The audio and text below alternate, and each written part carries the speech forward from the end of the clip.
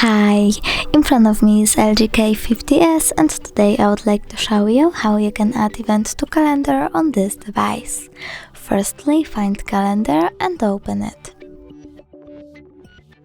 Then pick a date by clicking on it, for example that one, and tap at this plus icon at the bottom right corner.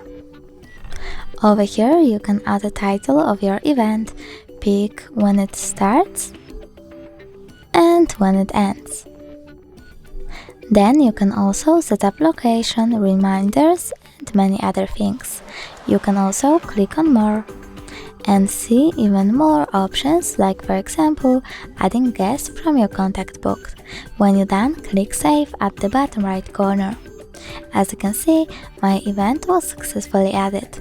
If you want to delete it, click on it, tap at the bin icon at the top right corner and choose delete.